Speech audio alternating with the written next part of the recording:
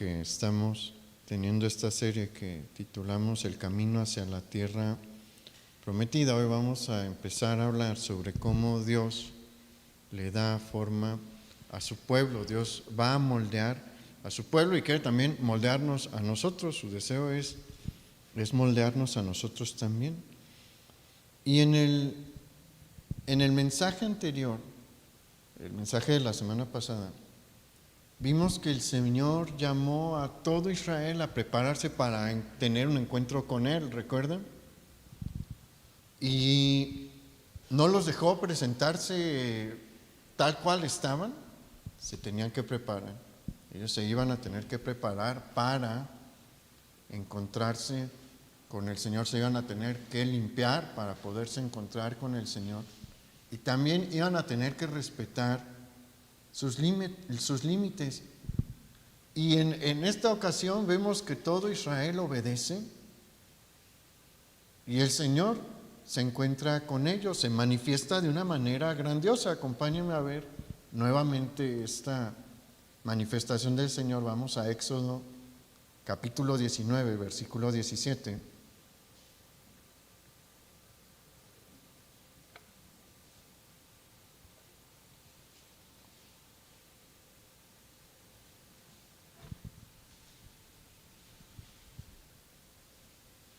Éxodo capítulo 19, versículo 17, dice: Aconteció que al tercer día, cuando vino la mañana, vinieron truenos y relámpagos y espesa nube sobre el monte, y sonido de bocina muy fuerte, y se estremeció todo el pueblo que estaba en el campamento. Y Moisés sacó del campamento al pueblo para recibir a Dios, y se detuvieron al pie del monte. Todo el monte Sinaí humeaba, porque Jehová había descendido sobre él en fuego, y el humo subía como el humo de un horno, y todo el monte se estremecía en gran manera. El sonido de la bocina iba aumentando en extremo. Moisés hablaba y Dios le respondía con voz tronante. La aparición que vemos aquí, la manifestación de Dios que vemos aquí en el monte Sinaí, es impactante en muchos sentidos.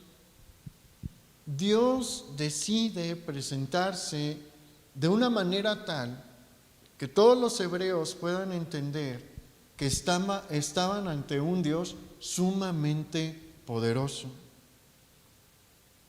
De tal manera que los mismos montes temblaban. Se manifestó también en fuego, con truenos, con relámpagos y con un sonido de trompeta. Eso es algo que no me puedo imaginar bien, la verdad, porque no estamos hablando de que pues, los levitas ahí estuviesen tocando los cuernos. No, de repente empieza a sonar una trompeta, un sonido de trompeta que llena todo el valle que está debajo del monte Sinaí, que está a las faldas del monte Sinaí. Todo esto es para que Israel vea el poder de Dios y su majestad. Pero hay un detalle aquí que a mí me llama mucho la atención, siempre me ha llamado mucho la atención, y es que Dios no se manifestó únicamente de una forma visible, a través de algo que se pudiese ver. Aquí vamos a encontrar un evento muy excepcional dentro de las Escrituras, porque Dios también se manifiesta de manera audible, pero no a un grupo limitado de personas, sino a una multitud. Y esto es algo que no vamos a encontrar en otros lados. A lo largo de la Escritura vamos a encontrar a Dios hablando de manera audible, de forma individual. Moisés escuchaba audiblemente la voz de Dios. Samuel, el profeta Samuel, escuchó también audiblemente la voz de de Dios, es una de las maneras en las que Él se comunicaba. No a todos les habla así. A Elías también le habló de manera audible, pero a otros profetas les hablaba a través de visiones, les hablaba a través de sueños. Pero aquí Dios le va a hablar audiblemente a toda la congregación de Israel, y no es un grupo de personas pequeño. Estamos hablando entre 1,000,000 y 1,500,000 de personas, y la manera en la que Dios debió de haber manifestado su voz también debió de haber sido estremecedor, porque miren, Morelia, si contamos al municipio de Tarímbaro, estamos hablando más o menos del 1,000,000 de personas. El puro municipio de Morelia no alcanza el 1,000,000 de personas. Imagínense la voz que se necesita manifestar para que todo Morelia le escuche a alguien. Bueno, eso fue lo que hizo el Señor. Israel tuvo el privilegio que solo algunos profetas más adelante tendrían. Ellos escucharon la voz audible de Dios, y el que Él se hubiese manifestado de esta forma nos habla de la importancia que tiene el evento que se está desarrollando. Va a ser un evento sumamente importante,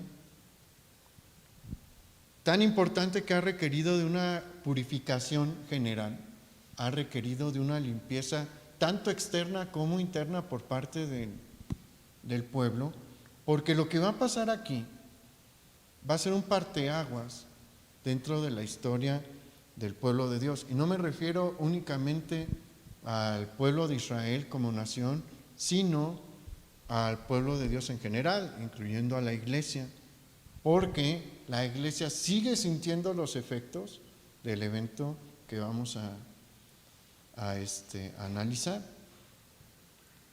Este evento que vamos a ver a partir del capítulo 20 del libro de Éxodo, si quiere ir yendo ahí a Éxodo capítulo 20, va a establecer las bases a través de las cuales Dios le va a dar forma a su pueblo, forjando en ellos una identidad. El mensaje que Dios va a dar establecerá los principios básicos de lo que Él espera de su pueblo, y ahí inclúyase a usted mismo. Usted es miembro del pueblo de Dios, ¿no? Entonces, el Señor espera de usted lo que se establece en Éxodo capítulo 20. El Señor espera que rijamos nuestras vidas en base a lo que dice Éxodo capítulo 20 relativo a nuestra moralidad y a nuestra relación para con Él.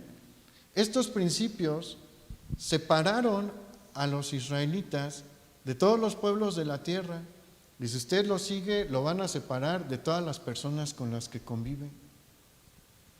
Aquel que lleva a cabo en su vida los 10 mandamientos es una rareza en el mundo en el que nos encontramos hoy. Y acompáñenme a Éxodo capítulo 20, versículo 1.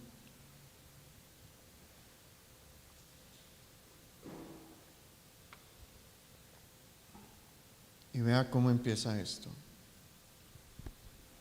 Y habló Dios todas estas palabras diciendo: Yo soy Jehová tu Dios, que te saqué de la tierra de Egipto, de casa de servidumbre. Aquí nos vamos a detener. Esta es la manera en la que Dios inicia su mensaje. Y bueno, si usted ha leído la Biblia, sabe que los mandamientos o los 10 mandamientos o el decálogo están ahí en Éxodo capítulo 20. Y el decálogo los 10 mandamientos, esta porción de la Biblia en la que están los 10 mandamientos, tiene la estructura de los contratos del mundo antiguo. Y todos los contratos de ese tiempo, todos los pactos de ese tiempo, iniciaban con una introducción histórica. Y aquí Dios inicia con la introducción histórica, recordándoles que Él es el Dios que los sacó de Egipto, en donde tenían una condición de esclavitud, para no dejar lugar a duda de qué es lo que Él ha hecho por ellos. Lo que Dios hizo en Egipto, como hemos mencionado en otras ocasiones, fue algo grandioso, formidable, excepcional. Las plagas de Egipto fueron una manifestación enorme del poder de Dios y de su control sobre todos los elementos de la creación. Y Él no va a permitirle a Israel que le dé la autoría de estos eventos a alguien más. Les está diciendo, soy yo. Y por eso también les está hablando de manera audible, para que entiendan que el Dios que los sacó de Egipto les está hablando ahorita y les recuerda que fue Él, que todo lo que vieron allí fue obra de su mano, que la división del Mar Rojo fue obra de su mano, que el regreso de las aguas para acabar con el ejército de Faraón fue obra de su mano. Ni siquiera Moisés tiene crédito en todo lo que sucedió. Lo único que tiene Moisés es ser el siervo del Señor y su mensajero, pero toda obra de poder le pertenece únicamente a Dios. Israel debe de entender que solamente tiene un libertador, que es Dios, y está en deuda con una sola persona, con su Dios Jehová o Yahvé, dependiendo de la traducción. Entonces encontramos esta introducción histórica típica de los pactos, y la intención que Dios tiene también con esto es que su pueblo entienda lo que Él ha hecho por él, que su pueblo no olvide ni pase por alto todo lo que Él hizo por ellos. Les dio una seguridad de estar siguiendo al Dios verdadero, porque ellos estuvieron expuestos por siglos a una nación pagana. Y aunque probablemente la gran mayoría seguía creyendo en el Dios de su padre Abraham, pues vieron los monumentos que había en Egipto, vieron las estatuas que se erigían en honor a los dioses egipcios, y en más de una ocasión seguramente vieron a los egipcios regresar de batalla y afirmar que habían obtenido la victoria porque sus dioses les habían dado la victoria. Pero en el Éxodo Dios les muestra, el Dios de Abraham, el Dios de sus padres, les muestra que ninguno de los dioses de Egipto le pudo hacer frente. Ninguno pudo responder, ninguno le pudo detener. En las 3 primeras plagas le pudieron imitar, pero ninguno pudo revertir el azote que Dios había lanzado. Entonces Israel debe de entender, ha tenido todo para entender que hay un solo Dios y que Él les ha escogido y que les ha mostrado su poder y su gloria y su dominio sobre todos los dioses paganos. Ellos deben de entender que Él es su libertador, que Él es su salvador. Y mire, esto tiene una aplicación para nosotros también el día de hoy. Nosotros debemos de entender que todo se lo debemos al Señor. que nuestra salvación se la debemos únicamente a nuestro Dios y que Él pagó un precio altísimo por nuestra redención. Así como lo que sucedió en el Éxodo no fue cosa menor, lo que Jesús hizo en la cruz del Calvario no fue cosa menor. De hecho, lo que Él hizo ahí estaba más grande que lo que sucedió en la tierra de Egipto cuando Israel aún estaba en esclavitud. Porque en la cruz vamos a encontrar unos eventos que pues son demasiado grandes para la mente humana. En la cruz vamos a encontrar al Dios Todopoderoso en un cuerpo humano frágil, dejando que lo maltraten de la manera más cruenta posible y que le insulten y humillen de las peores formas posibles. El arte religioso ha cambiado a través de los siglos. Si usted ve las crucifixiones en la Edad Media, presentan a Jesús con ropa, crucificado pero con ropa. En el Renacimiento es cuando lo empiezan a pintar, pues nada más con un paño cubriendo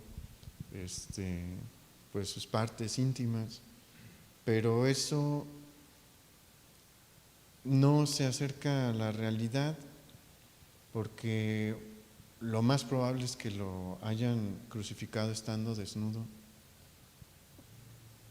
Obviamente su cuerpo no estaba como lo vemos en un crucifijo común, por lo menos el torso está totalmente desgarrado por los azotes que le dieron, pero imagínese la vergüenza que usted sentiría que lo cuelguen públicamente a las afueras de una ciudad desnudo. Ok, y usted es un ser humano normal.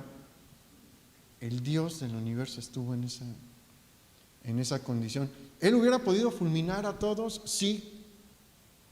En un instante hubiera podido decir, ¿saben qué? Se acaba esto y todos los que me hicieron un mal los desvanezco con mi poder. Pero Dios se contuvo, o sea, entienda eso, Dios se contuvo y aceptó toda esa humillación para poderlo salvar a usted. Es por eso que Él merece toda la gloria. No le podemos atribuir a nadie y a nada nuestra salvación más que a nuestro Señor Jesucristo. Por eso, honestamente, que en la religión popular se diga que María es corredentora es un insulto a lo que Dios hizo, a lo que Jesús hizo. Todo lo que Él tuvo que hacer ahí sobrepasa nuestro entendimiento. Todo lo que Él tuvo que soportar, en todo lo que Él se tuvo que contener, sobrepasa nuestro entendimiento y es ofensivo ante los ojos del Señor que querramos atribuirle algo de su obra a otro ser humano. Porque María era otro ser humano. No debe de haber duda en eso, ella era un ser humano. Muy especial, sí, era muy especial, fue una jovencita muy especial, por eso Dios la escogió, pero era un ser humano y su obra pues no se compara absolutamente nada a todo lo que Jesús hizo. Dios es celoso de su gloria y aquí nos lo va a estar enseñando.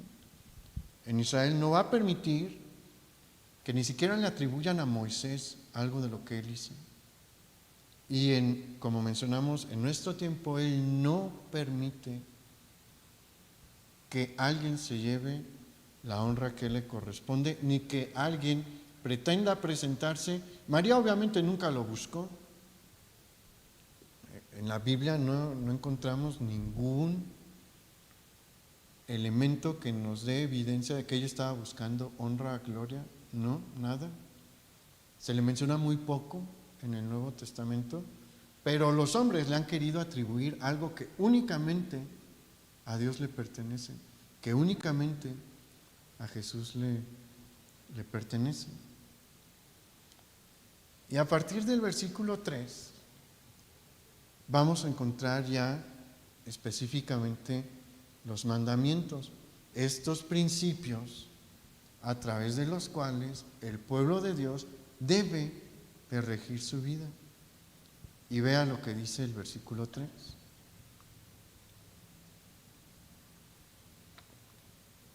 Este es el primer mandamiento: no tendrás dioses ajenos delante de mí.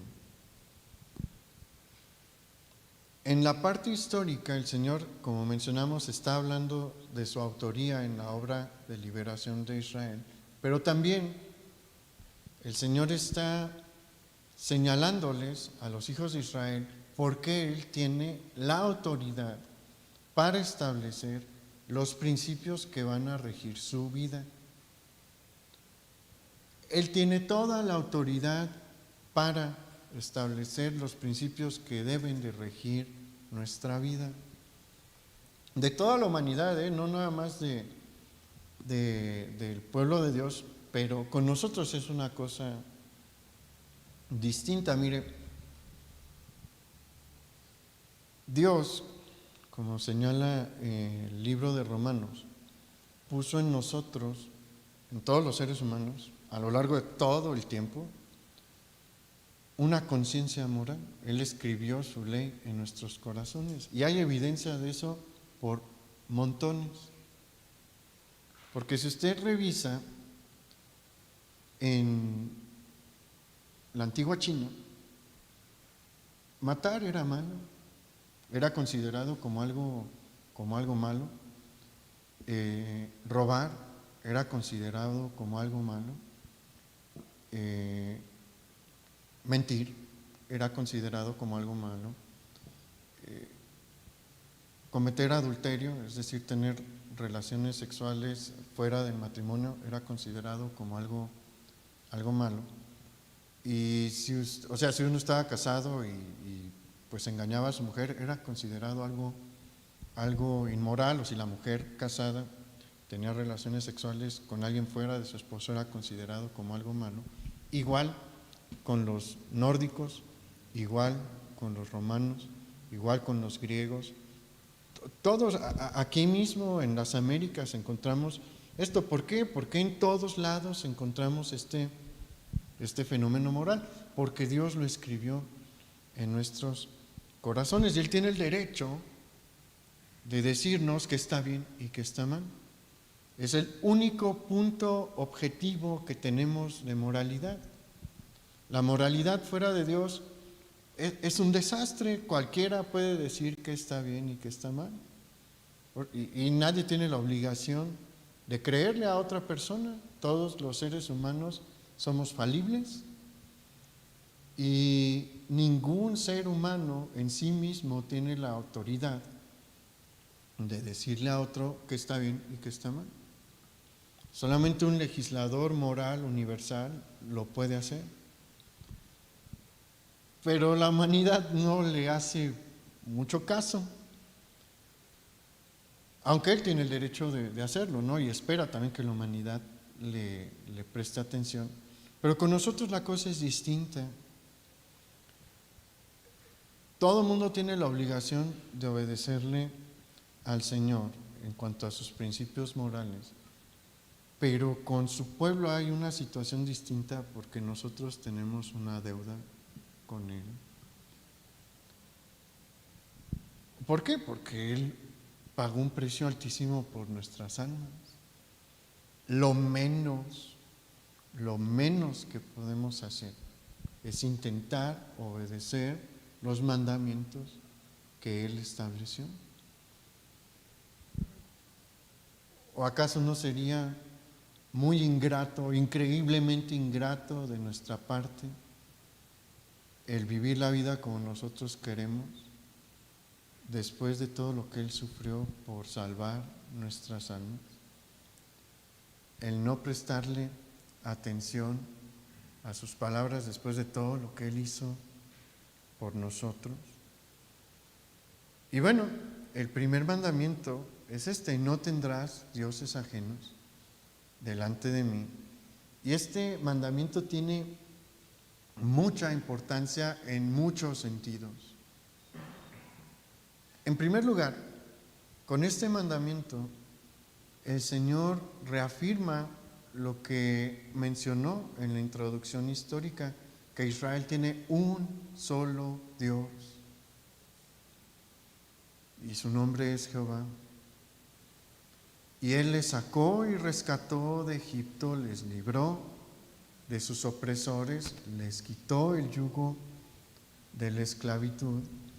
Y los hijos de Israel llevan más de un año viendo la mano de su Dios pelear por ellos, viendo la mano de su Dios humillar a los dioses de Egipto, viendo la mano de su Dios humillar a los ejércitos de Egipto, viendo la mano de Dios controlar las fuerzas de la naturaleza.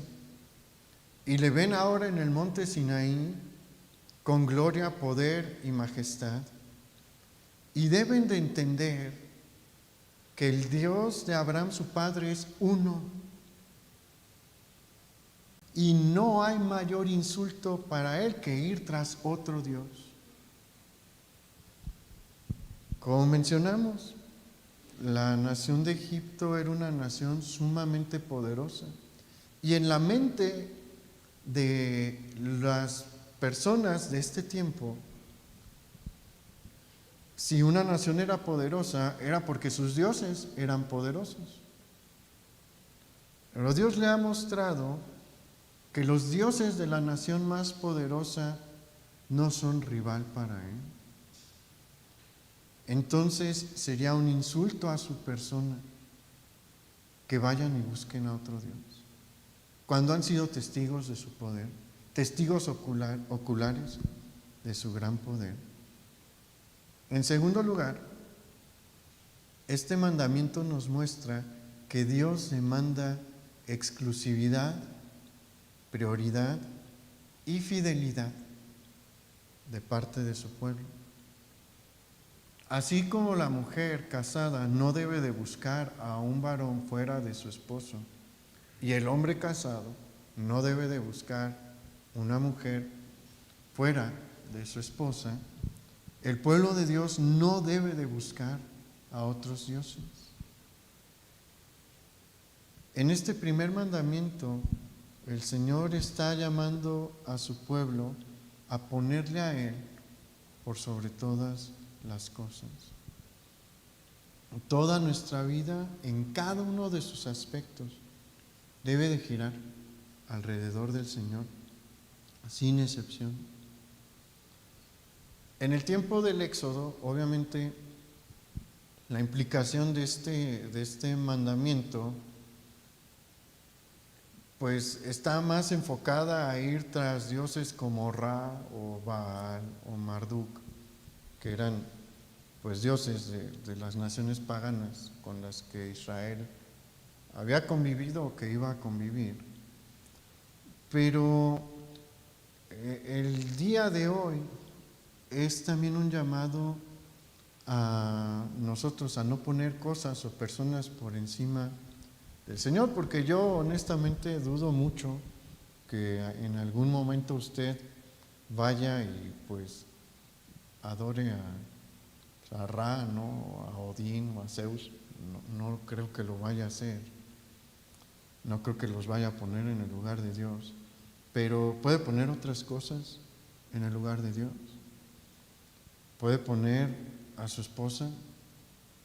Recuerde el orden de Dios. El orden de Dios es Él en primer lugar, después su familia, empezando por su pareja, los que están casados, y después el trabajo y después todo lo demás. Pero en muchas ocasiones somos fuertemente tentados a poner todo lo demás en primer lugar, a poner al trabajo en primer lugar, a poner a la familia en primer lugar, o un hobby. Mire, hay tantas personas que dejan a Dios por un hobby, porque les gusta ir a acampar, y pues el mejor momento para ir a acampar es en un fin de semana, y se les hace muy fácil dejar de ir a la iglesia. No digo que en una o dos veces al año pues usted se tome un fin de semana para acampar, no está mal, pero si regularmente deja al Señor para irse a acampar, lo que nos está mostrando es que ese hobby ocupó ya el lugar del Señor. El trabajo es una de las cosas más tentadoras. La comodidad, que ya ni siquiera es dentro de las grandes prioridades, ¿no? La comodidad es una de las cosas más tentadoras también. Ponerse a uno mismo por encima del Señor. Mire, ¿se acuerda ese orden? Dios, familia, trabajo y todo lo demás. En eso de todo lo demás, donde lo que debería de ir más al fondo es uno mismo. El egoísmo, eso no debería de estar presente, pero es una de las primeras cosas que llega a ponerse en el lugar de Dios. Y cuando eso sucede,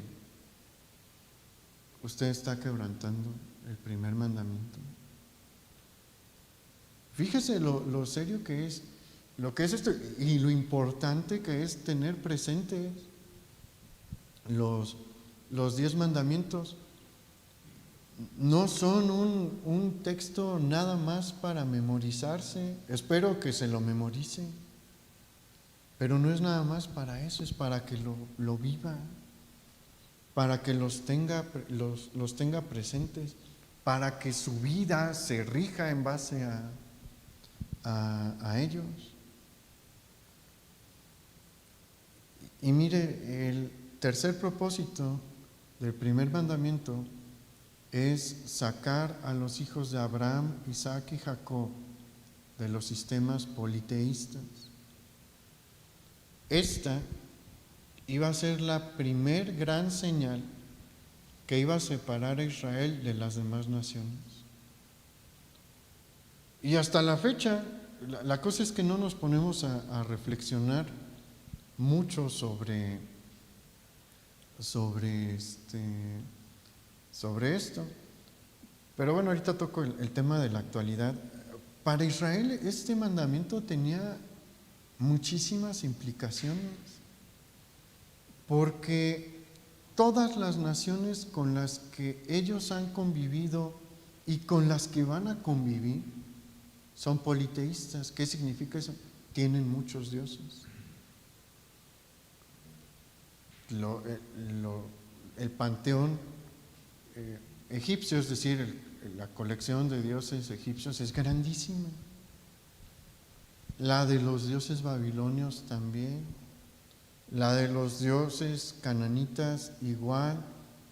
Van a tener contacto también con los griegos, que tienen un panteón grande, una colección de dioses grande, los asirios de igual forma. Entonces van a entrar en un choque cultural con todas las naciones que están a su alrededor. Van a ser diferentes a todas las naciones. Esto los va a sellar. El hecho de que ellos afirmen en el tiempo en el que vivieron hay un solo Dios es una locura para la mayoría de las, bueno, no para, sí, para todos los que están cerca de ellos. Dios los quiere separar. Dios quiere que se note que hay algo distinto en ellos. Y empieza con esta gran verdad: hay un solo Dios y no van a adorar a ningún otro Dios. Pero no es la única diferencia que el Señor va a marcar en este pacto, porque entienda, los 10 mandamientos, el texto de los 10 mandamientos es un pacto de parte de Dios. Es un pacto con los israelitas, pero es un pacto también con usted. Somos miembros de su pueblo. Este es el pacto de Dios con nosotros en cuanto a nuestra conducta moral, en cuanto a nuestra manera de relacionarnos con Él y relacionarnos con los demás. Y como separó a Israel de los demás, debe de separarlo a usted de todos los demás. Y vamos a analizar el segundo mandamiento. Acompáñenme ahí a Éxodo 20, capítulo 4.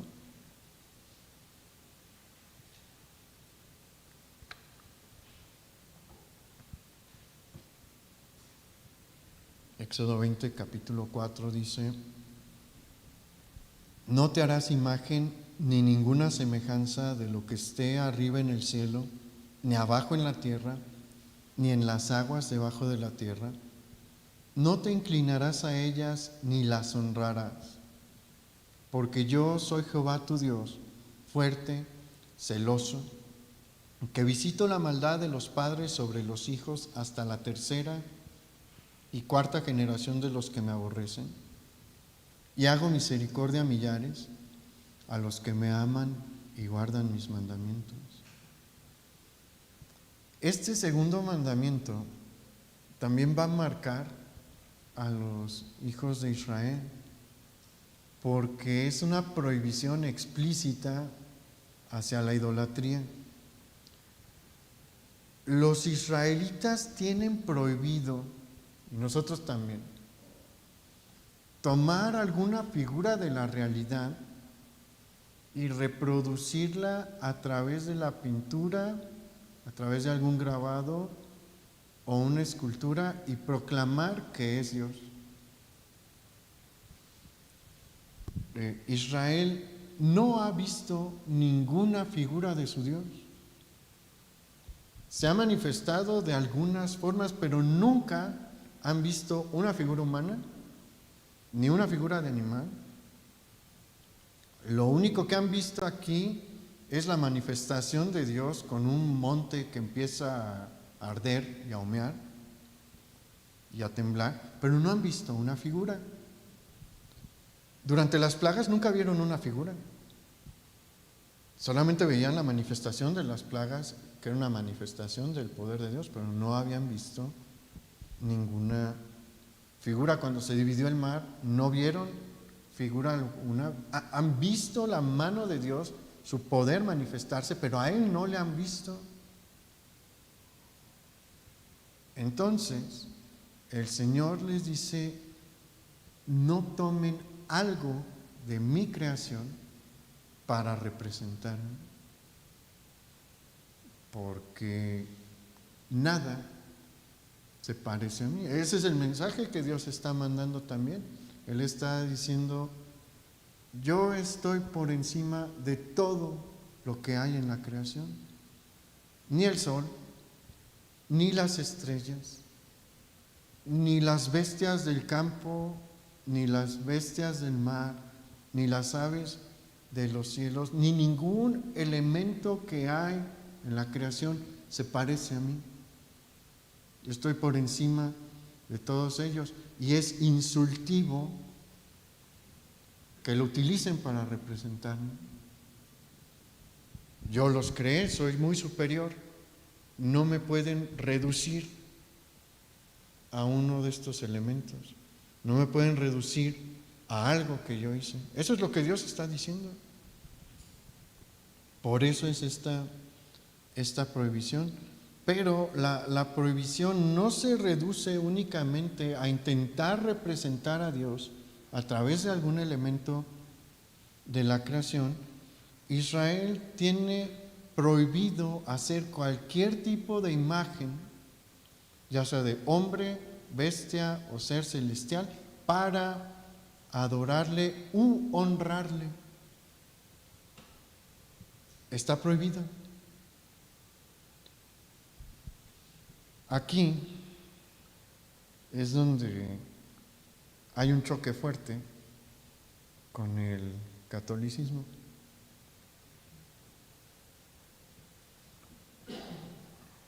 Si usted checa en el catecismo, omiten este mandamiento. No está este mandamiento. Toman el último mandamiento y lo dividen en dos. Y ahí es como justifican los 10 mandamientos. Pero en el catecismo omiten, obviamente en la Biblia, ¿no? En las Biblias que ellos manejan, las traducciones que ellos manejan, está el mandamiento tal cual. Pero la realidad es que las personas se familiarizan más con el catecismo que con la Biblia. A todos los niños les enseñan el catecismo, casi nadie lee la Biblia. Y omiten este mandamiento porque el mandamiento es claro. Está prohibido hacer imágenes de hombres y de cualquier otro ser, pero aquí el problema aquí es las imágenes de los hombres. Imágenes de hombres y mujeres, adorarles y honrarles, porque luego cuando uno platica con profesantes del catolicismo, dicen, no, es que no los adoramos, los veneramos o honramos.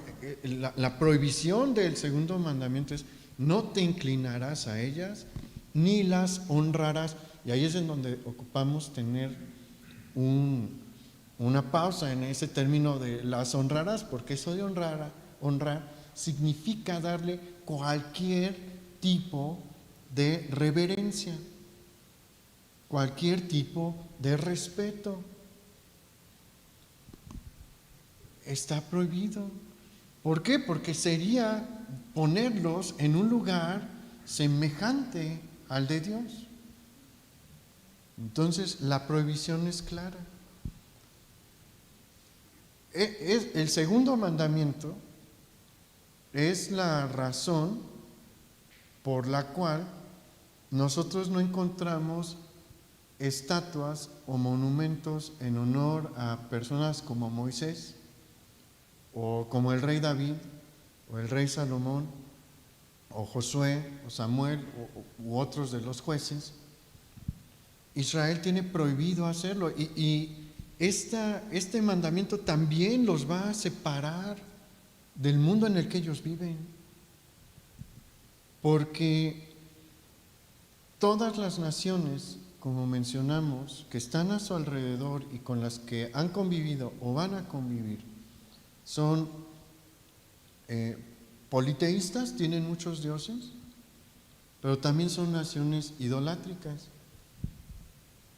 Todos tienen alguna figura de sus dioses.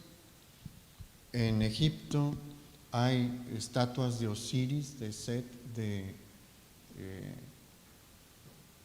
bueno, no me acuerdo ahorita de más nombres de dioses egipcios, pero de todos hay alguna figura, algún objeto que los representa. La mayoría de ellos tienen cuerpos humanos y cabezas de animales, chacales, cocodrilos, halcones, hipopótamos. En las naciones babilónicas, sus dioses tienen formas humanas, o hay monstruos también. Todos van a tener este común denominador. Israel no. Ellos de ninguna manera tienen permitido representar a Dios a través de alguna pintura, a través de alguna escultura, a través de algún tallado o algún grabado. Y en eso empieza la gran división. Pero también hay una división en otro sentido. En Egipto encontramos murales de sus reyes en grandes batallas. En Babilonia también lo vamos a encontrar frescos. Sabemos más o menos cómo era Nabucodonosor, tenemos noción del aspecto de algunas de las reinas de Egipto, como Nefertiti, y de algunos faraones, porque se hicieron pues bustos, es decir, pues como esculturas de aquí para arriba, en las que pues se intentaba recrear su figura. Hay estatuas de César en Roma, hay pinturas o frescos o vasijas con dibujos de Alejandro Magno y de los grandes héroes militares de Israel. No hay una estatua del rey David. ¿Por qué? Porque no se debía de honrar al rey David. Toda la honra es para Dios. No hay una estatua de Moisés. ¿Por qué? Porque toda la honra es para Dios. No se debe de honrar a Moisés. Dios está separando a su pueblo. Dios está dándole forma a un pueblo que va a ser especial entre las naciones. Y mire, para nosotros ahorita es fácil leer esto y decir, pues sin ídolos y sin otros dioses. Pero los israelitas, cuando escuchan esto, ¿saben lo que implica? ¿Saben que no va a ser algo sencillo culturalmente? ¿Por qué es ir en contra de la corriente? Entiéndase, Dios le está pidiendo a su pueblo que vaya en contra de todo lo que han visto. ¿Y sabe qué? Está pidiendo lo mismo de usted.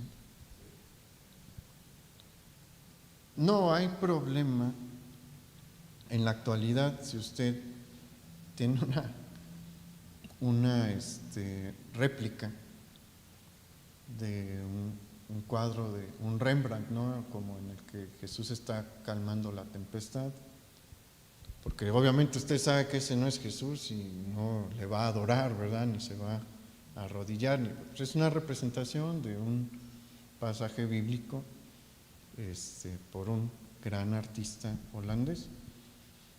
Pero bueno, aquí no tenemos ningún tipo de imagen y aunque aquí hay un choque, pues el hecho de que tenga visitas en su casa y no encuentren imágenes, pues la verdad no afecta a sus visitas, ¿o sí? Más bien usted se llega a sentir incómodo cuando visita casas donde tienen un montón de estatuillas, ¿no? A mí sí me pasaba, la verdad, de chico cuando visitábamos las casas de ciertos tíos, tenían unos monos que estaban bien feos. Pues la verdad se siente, o sea, uno no se siente a gusto, ¿no? Y en los cuartos donde uno se dormía, no era una situación cómoda, pero ellos cuando llegan a su casa no se sienten incómodos, no pasa nada. Pero para Israel que le digan, no vas a hacer ningún tipo de imagen, no vas a buscar a ningún otro Dios, es decirle, vas a cambiar tu vida por completo, vas a ir en la dirección opuesta a la dirección en la que va toda la humanidad. ¿Por qué Dios quiere esto? Porque Él, como mencionamos y como Él nos menciona, es fuerte y celoso. Él no tolera que compartamos su gloria. Él no tolera que intentemos representarle de una manera irrespetuosa. Nunca toleraría que lo ilustremos como un león, aunque Él dice que Él es el león de la tribu de Judá, pero en su gloria, Él no es un león. En su gloria Él es el ser más glorioso que hay en toda la existencia. A mí me gusta mucho ver las galaxias, y son cosas maravillosas, la verdad. Y pensar que ni una de ellas se compara a Dios, me sorprende, ¿no? Dios quiere que tengamos bien presente quién es Él. Eso es algo muy importante y es algo que se está estableciendo aquí en estos dos mandamientos. Dios quiere que su pueblo tenga bien presente quién es Él. Mire, estas noches el cielo está despejado. Pero de aquí a mayo vamos a tener cielos generalmente despejados en la noche. Haga un ejercicio, salga a ver el cielo y vea las estrellas. Se va a dar cuenta que son muy bonitas, la verdad, son muy bonitas. Y piense que ninguna de ellas se compara en belleza en cuanto a Dios, que todas ellas fueron creadas por el Señor. Y empiece con eso a entender cuán grande es su Dios y cómo no podemos reducirlo a una imagen. No podemos ni debemos reducirlo a una imagen y no debemos de darle su lugar a ninguna cosa y a ninguna persona. Dios es celoso de su lugar y es celoso de su persona. No le dé su lugar a alguien más o a algo más. Es algo que debemos de estar revisando constantemente, porque es fácil, mire, la verdad es fácil. En cualquier descuido, en lo menos que usted se da cuenta, puede tener un ídolo en su vida, puede tener un Dios ajeno en su vida. Cuide constantemente su corazón para no permitir esto, porque estos son los principios más básicos de una vida de un verdadero creyente en el Dios único, en Jehová de los ejércitos. Y para Él son importantes, o sea, entienda, es algo en lo que quiero hacer mucho énfasis. Los 10 mandamientos a Dios le importan mucho. Los 10 mandamientos siguen vigentes hoy, los vamos a ver, vamos a analizarlos. Están vigentes hoy, no pasaron de moda. La gracia no los sustituyó. Vivimos en el tiempo de la gracia, sí, no tenemos que cumplir con los 10 mandamientos para salvarnos, porque no podemos. Aunque son 10, está complicado cumplirlos todos, porque no es nada más el acto físico, es lo que pasa aquí en nuestra mente también. Los 10 mandamientos se deben de cumplir tanto en nuestra mente como en nuestros actos externos. Y en más de alguna ocasión hemos quebrantado alguno. Miren, tal vez desde que se convirtió, pues verdaderamente tiene a Dios en primer lugar y no se inclina ante ninguna imagen. Y no le adelanto los otros dos, pero ¿qué tal los demás? Los de tal vez no ha robado o no ha matado, pero ¿qué tal mentir? ¿Ha sentido envidia de algún amigo, algún hermano, algún pariente, alguna persona? Hay algunos que dicen, es envidia de la buena, nada, es la misma envidia. Y es quebrantar uno de los mandamientos. Por eso es que no podemos cumplir con ellos. Cumplir con los 10 mandamientos es una misión imposible para todo ser humano a lo largo de toda su vida. Por eso es que la gracia era necesaria, pero el hecho de que vivamos en el tiempo de la gracia no significa que Dios ya no espera que obedezcamos esos 10 mandamientos. Son importantes, los debemos de seguir, y si los seguimos, si verdaderamente los seguimos, vamos a marcar una diferencia en cualquier lugar en el que estemos. Eso es lo que Dios quiere. Esa era su intención al constituir al pueblo de Israel. Levantar a un pueblo en medio de un mundo pagano que le siguiese, que le adorase únicamente a Él y que les mostrase una vida mejor. ¿Sabe que muchos se pueden convertir por su testimonio? Su estilo de vida llama la atención.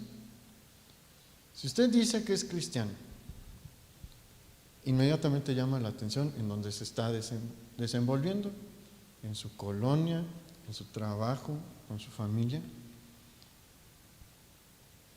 Si usted tiene un mal testimonio, es negativo para el Evangelio, porque muchos van a decir, mire, dicen que es cristiano y es igual que nosotros, o peor. Pero, si usted dice que es cristiano y vive como señala la ley moral de Dios, va a haber dos reacciones. Unos le van a decir, usted es un santurrón, o también va a haber algunos que van a decir, oye, ¿cómo le haces? ¿Sabes qué? Yo veo que vives distinto. Me gustaría tener lo que tú tienes. Y mire, a lo largo de los años, uno ve fruto. Mi abuelito murió hace algunos meses. Y yo sé que él se empezó a interesar por varias cuestiones, pero una era que él veía algo distinto en nuestra familia. Me lo llegó a decir a mí, porque tuvo muchos hijos, ¿no? Y tiene un montón de nietos, pero él siempre fue un hombre muy práctico y él siempre intentó progresar. Me acuerdo en una ocasión, ya hace algunos años, pues él ya tenía más de 80 años, y lo invitaron unos parientes suyos a un rancho allá por la región del pueblo, y lo invitaron a dormir. Él no se quedó a dormir, y le preguntaron si por qué no se quedó, abuelito. Dice, todavía usan letrinas, yo ya uso pues baños con drenaje, ¿qué necesidad tengo de andar en esas situaciones? No, yo ya progresé. Entonces, él tenía ganas de progresar y él notaba algo distinto en nosotros y se empezó a interesar y le pudimos compartir. Pero fue un trabajo de años. O sea, no espere que su testimonio impacte en un día o dos. Se van a requerir años, pero da fruto. En su tiempo da fruto con quien menos nos interesamos. Entonces hay que esforzarnos. Por eso vamos a revisar los 10 mandamientos, porque no son textos que están ahí nada más para leerlos y olvidarlos, son textos que están ahí para vivirlos. Vamos a orar. Señor, te damos muchas gracias porque así como tú le estabas dando forma a Israel, hoy quieres darnos forma a nosotros también. Y nos estás preparando como los preparaste a ellos para hacerlos. Tú nos estás preparando, Señor, para marcar una diferencia, para que puedan ver en nosotros algo distinto. Quiere, Señor, que vivamos bajo estos preceptos para que muchos se conviertan también, porque viendo en nosotros la luz, ellos pueden buscarla y tenerla en sus corazones también. Tu voluntad es tener un pueblo especial que brille en la oscuridad. Ayúdanos, Señor, porque en nuestras fuerzas no podemos, pero tu Espíritu Santo está aquí entre nosotros y Él nos da fuerzas donde nosotros no las tenemos y Él nos puede ayudar en nuestra debilidad. Te pedimos que tú nos ayudes, Señor, porque queremos cumplir tu misión. Te lo pedimos en el nombre de Jesús. Amén. Pues que pase muy buena noche, hermano, y el Señor le bendiga y le guarde, siga teniendo pues sus medidas de precaución. Los jóvenes nos vemos aquí el viernes a las 7 de la noche. Los que quieran venir a la reunión de oración, seguimos teniendo nuestra reunión a las 11 de la mañana y le esperamos, si gusta, el domingo a las 11 de la mañana.